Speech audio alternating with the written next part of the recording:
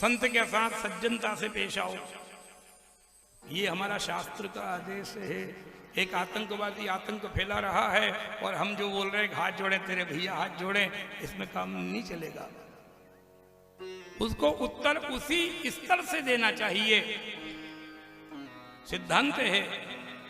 राक्षसों ने कहा ये सत्ता चली गई, देवासुर संग्राम हुआ, जिनने अमृत पी रखा था उनको राज्य मिल गया और जिनने मद्यपान कर रखा था उनकी सारी संपत्ति चौपट हो गई।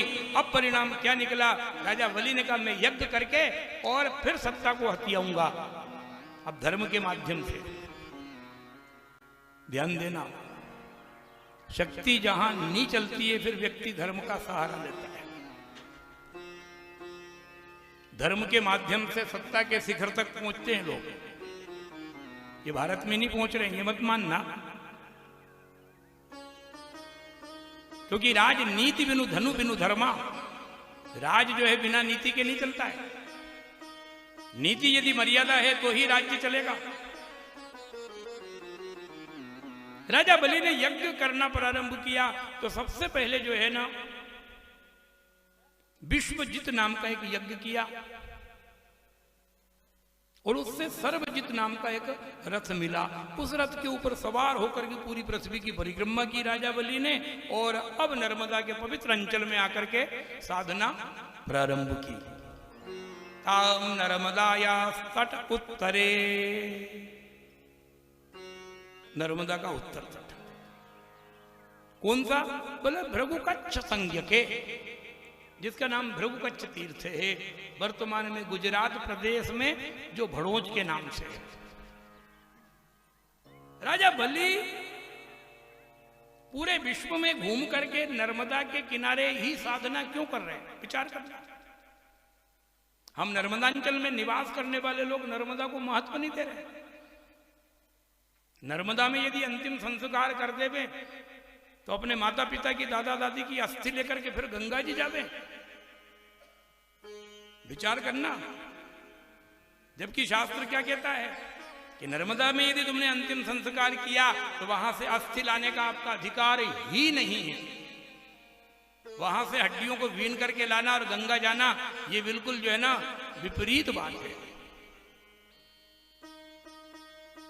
किसी के हाथ में आपने जिम्मेदारी दे दी कि साहब ये काम आप करो और उससे छुड़ा करके फिर दूसरे व्यक्ति को दोगे तो पहले व्यक्ति को कैसा लगेगा? बोलो, कहेगा ना गलत किया, पहले मुझे देना ही नहीं था और दे दिया तो विश्वास तो मानो मैं काम को पूरा करूंगा। नर्मदा जी में ले जा करके अंतिम संस्कार करें तो वहां से अस्थि नहीं लाना चाहिए। अस्थि का यदि मान लो कलश तैयार करके सभी जगह आपको विसर्जन करना है तो गांव के शमशान में जो है अंतिम संस्कार कर दो और फिर अस्थि कलश तैयार कर लो। फिर गंगा भी ले जाओ, यमुना भी ले जाओ, सरस्वती में भी ले जाओ, ताप्ती में भी ले जाओ, नर्मदा में भी ले जाओ, हिमाचल के ऊपर भी ले जा करके विक्षेपण करो, कोई रोकने की आवश्यकता, कहीं भी ले जा सकते। नर्मदा के अंदर दिव्य चेतना, दिव्य शक्ति है, क्योंकि गंगा कनखले क्षेत्रे कुरुक्षेत्रे सरस्वती ग्रामे वायुर्यारण्ये रेवा सर्वत्र पूज्यते। गंगा की विशेष शक्ति कनखल में है। हरिद्वार के पास जहां राजा दक्ष ने यज्ञ किया था, कुरुक्षेत्र में सरस्वती की विशेष शक्ति है। परंतु गांव हो या जंगल, किनारा हो या नहीं, रेवा सर्वत्र पूज्यते। नर्मदा तो अमरकंटक से लेके खंबात की खाड़ी तक एक जैसा ही पुण्य, एक जैसा ही पुण्य, एक जैसा ही प्रभाव देने वाली है। कहीं विषमता की बात है। त्रिभी सारस्वतम तोयम सप्ताहेन तु यामुनम सद्यः पुनातु गांगेयम दर्शनाद एव नारमदम। शरीर की पवित्रता के लिए सरस्वती नदी के जल में 3 बार स्नान करना पड़ेगा। ध्यान देना, सरस्वती नदी के जल में स्नान करें, 1 बार और 2 बार करने से शरीर पवित्र नहीं होता। कितनी बार करना पड़ेगा? त्रिभी 3 बार। सप्ताह है न तो यामुनम, यमुना में यदि यमुना के जल से शरीर को पवित्र करना है तो पूरे 1 सप्ताह, पूरे 7 दिन जो है स्नान करना पड़ेगा। आपने 6 दिन स्नान कर लिया और 7वें दिन स्नान नहीं किया और फिर आपने 7वें दिन स्नान किया तो उसका कोई महत्व नहीं। फिर लगातार 7 दिन, जैसे डॉक्टर देता ना दवाई एंटीबायोटिक, क्या कहता है 5 दिन लगातार, 7 दिन लगातार। और आपने जो है 6 दिन ले ली और 7वें दिन नहीं ली और फिर 8वें दिन ले ली और फिर डॉक्टर के पास गए, हम ठीक नहीं हुए, उन्होंने कहा दवाई, बोले हाँ ले ली 7 दिन की लगातार, बोले नहीं नहीं 1 दिन का गैप हो गया था, बोले फिर से 7 दिन लो, नहीं करेगी काम, सिद्धांत है।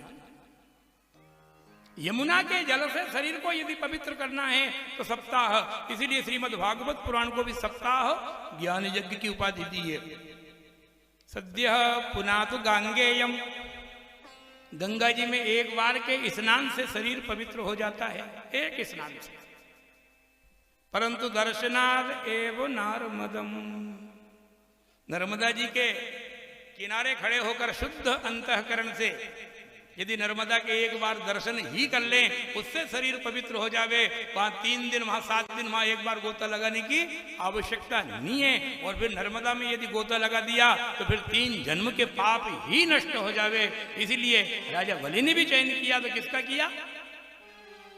रेवा तीरे तपः कुर्यात् मरणम जाह्नवी तटे, नर्मदा का पवित्र किनारा साधना के लिए, मंत्र जाप करने के लिए, होम करने के लिए, पितरों के लिए तर्पण करने के लिए, श्राद्ध करने के लिए, दान करने के लिए, नर्मदा किनारा से जो है, नर्मदा से बड़ी व्यवस्था संसार में कोई सी भी नहीं है। स्कंद पुराण का लेख है। इसीलिए राजा बलि ने चयन किसका किया? ताम नर्मदाया तट उत्तरे,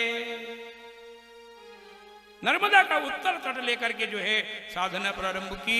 अब ध्यान रखना 5वां दिन है, हम भी नर्मदा जी के अंचल में ही निवास करते हैं। और ध्यान रखना, नर्मदा जी यदि नहीं होती तो हमारा मध्य प्रदेश भी मरुस्थली होता। ये मध्य प्रदेश जो है ना, हृदय प्रदेश बना हुआ है, हरियाली का प्रदेश बना हुआ है, किसकी कृपा से? नर्मदा की कृपा से ही है।